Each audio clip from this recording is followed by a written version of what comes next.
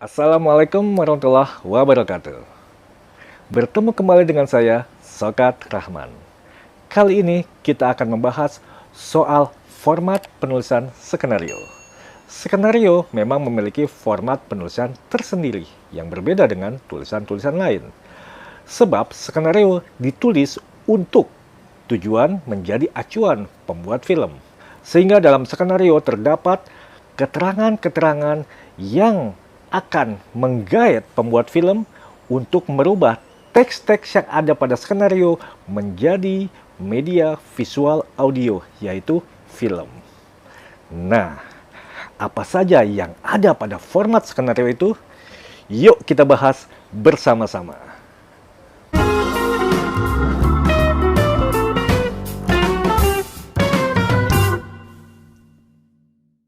Nah, teman-teman YouTuber, kalau teman-teman ingin membuat film pendek, jangan lupa ketika menulis skenario, perhatikan format penulisannya.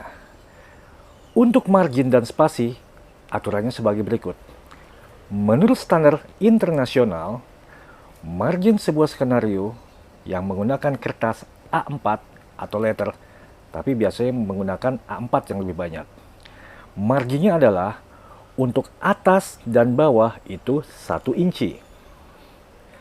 Margin sebelah kanan juga 1 inci. Sedangkan margin kiri itu adalah 1,5 inci. Tetapi aturan itu tidak berlaku ketika kita menggunakan format yang berasal dari PH, di mana kita akan menulis. Tapi kalau kita ingin membuat skenario untuk film pendek kita sendiri, itulah aturan yang kita pakai. Jadi, aturan marginnya seperti itu. Nah, setelah margin, kita perhatikan juga spasi. Biasanya, spasi antar elemen itu adalah seperti scene heading ke deskripsi, deskripsi ke karakter ketika nanti akan dialog, dari karakter ke dialog sendiri. Nah, itu biasanya 2 spasi. Tetapi dalam satu elemen sendiri, yaitu misalkan deskripsi. Dalam deskripsi itu menggunakan spasi 1, sehingga kerapatannya itu tidak renggang. Nah, jadi aturan-aturan seperti itu kita pakai ketika kita menulis dengan format untuk sendiri atau untuk orang lain yang tidak memberikan kita template. Jangan lupa, untuk ukuran font itu adalah 12 pt dengan font menggunakan Courier. Itulah margin, spasi, dan font yang dipakai untuk format skenario.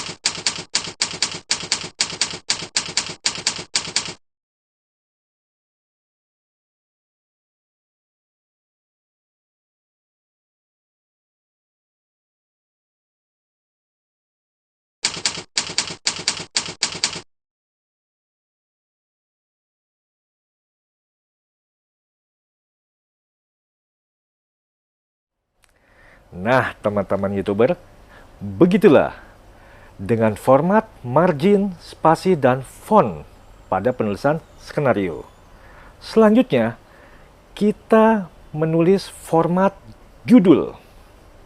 Judul pada skenario ada yang menuliskan terpisah dari draft skenario. Tetapi ada juga penulis yang membuat judul di atas bagian draft skenario. Jadi, sebelum masuk pada scene pertama, ada judul. Judul baru masuk scene pertama. Ada juga yang dibuat terpisah pada lembar sampul, lembar tersendiri. Ada juga yang menulis keduanya. ada judul di sampul, ada juga judul di draft skenario. Terserah teman-teman mau menggunakan yang mana. Tetapi jangan lupa, ketika menulis judul pada sampul atau pada draft skenario, menggunakan huruf kapital. Di bawah judul tertulis nama penulis. Judul tidak perlu dikasih garis tebal atau tidak perlu di bold. Tulis saja huruf kapital dan digaris bawahi. Itu pola penulisan judul.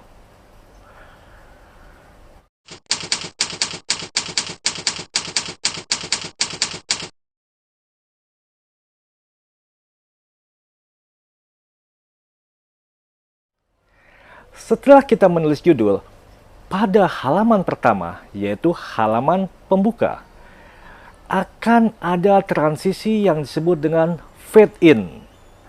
Fade in biasanya ditulis pada bagian kiri atas sebelum scene pertama. Tujuan fade in adalah akan memberi gambar ketika nanti film sudah jadi, itu dari gelap menjadi terang. Dari layar yang gelap masuk pada adegan pertama. Itu fungsi dari fade in. Nah, setelah fade in, kita akan masuk pada scene pertama. Scene awal, adegan pertama dari keseluruhan cerita. Scene pertama biasanya ditulis dengan nomor, scene heading, dan keterangan waktu. Tetapi ada juga penulis, terutama yang di Amerika Serikat, tidak menggunakan nomor scene.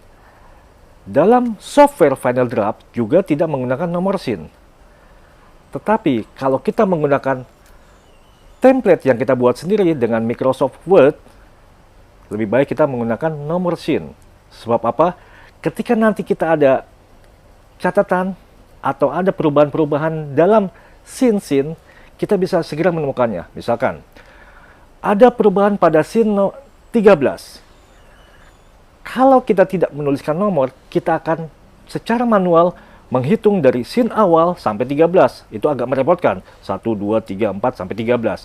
Tetapi kalau dengan menggunakan nomor, kita dengan mudah menemukan scene 13. Tinggal dicari. Oh, ini scene 13. Perubahannya seperti ini. Kesalahannya seperti ini. Revisinya seperti apa. Seperti itu. Ini hanya untuk memudahkan penulisan saja. Nah, setelah nomor, lalu masuk scene heading. Jangan lupa, scene heading ditulis dengan huruf kapital. Tidak perlu di garis tebal atau di bold. Huruf kapital saja. Ada keterangan tempat, eksterior interior, lalu set, dan keterangan waktu, siang atau malam. Nah, set merupakan tempat di mana adegan itu terjadi. Kalau nanti pindah set, atau ada set yang berbeda, maka akan menjadi scene yang berbeda. Misalkan seperti ini. Scene pertama itu berada di kamar. Lalu kemudian sang tokoh yang ada di kamar itu keluar dari kamar. Otomatis scene akan berganti keluar kamar. Itu sudah scene yang berbeda. Bukan scene yang sama lagi. Jadi scene merupakan kejadian adegan pada satu set. Seperti itu.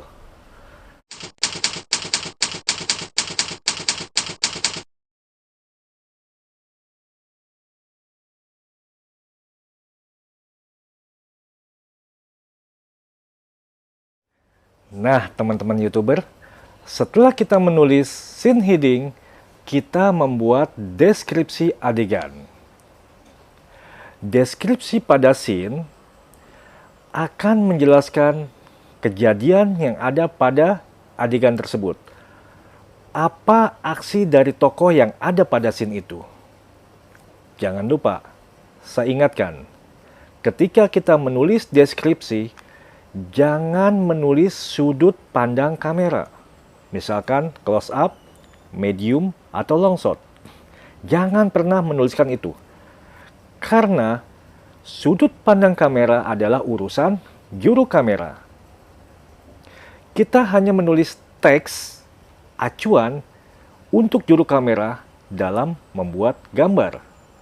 Biarkan mereka berkreasi dengan angle-angle yang dibutuhkan untuk scene itu. Jadi, Biarkan kita menulis teks saja, teks keterangan, teks informasi yang akan kelak dipakai oleh para kru dalam produksi film. Nah, di deskripsi ini, ketika tokoh utama pertama kali muncul, nama tokoh itu ditulis dengan huruf kapital. Lalu, keterangan ciri-ciri tokoh harus jelas digambarkan. Misalkan rambutnya seperti apa, gaya bicaranya bagaimana, pakaian apa yang dipakai pada scene itu. Hal-hal penting ini harus jelas ditulis, agar ketika nanti menjadi sebuah gambar, tidak salah dengan pikiran yang tertulis di skenario.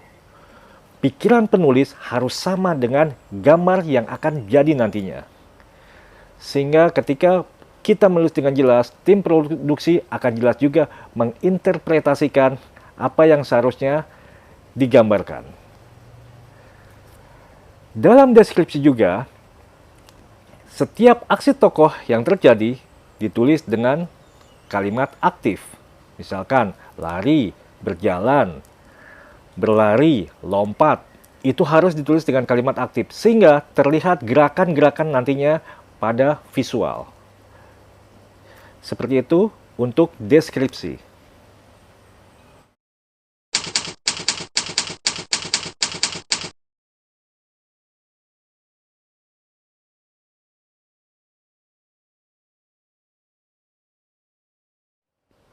Selanjutnya, kita menulis dialog.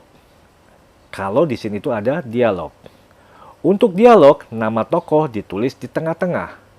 Nama tokoh ditulis dengan huruf kapital. Sekali lagi, jangan di bold atau jangan di garis tebal. Cukup huruf kapital. Antara nama tokoh dan dialog ada jarak untuk keterangan emosi tokoh.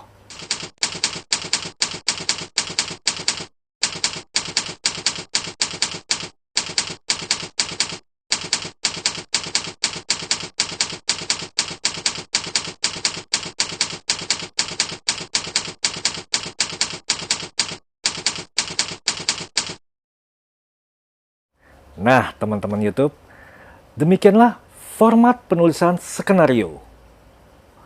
Dengan mengetahui format penulisan itu, kita dengan mudah menuliskan skenario sesuai dengan aturan yang ada. Dan itu juga akan membantu kita mengira-ngira berapa halaman yang dibutuhkan untuk film durasi tertentu.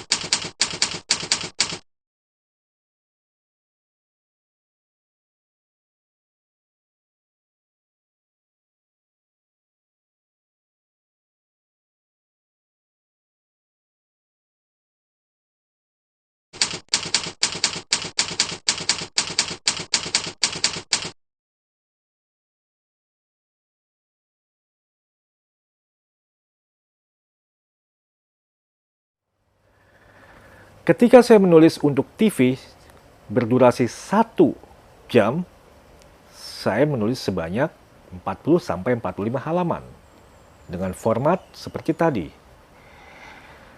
Nah, teman-teman yang sudah mengetahui format ini, segeralah menulis. Segeralah gunakan format penulisan skenario ini untuk mencurahkan ide teman-teman menjadi sebuah film. Tentu saja, film yang menarik, ide cerita yang bagus, dan skenarionya ditulis dengan bagus. Sebuah skenario yang bagus, insya Allah pasti menghasilkan film yang bagus. Sebaliknya, skenario yang jelek diproduksi oleh sutradara manapun, dari yang baru sampai yang sudah paling mahir, tidak akan pernah menjadi sebuah film yang bagus. Demikian dari saya, Sokat Rahman, tentang format penulisan skenario. Wassalamualaikum warahmatullahi wabarakatuh. Let's ride!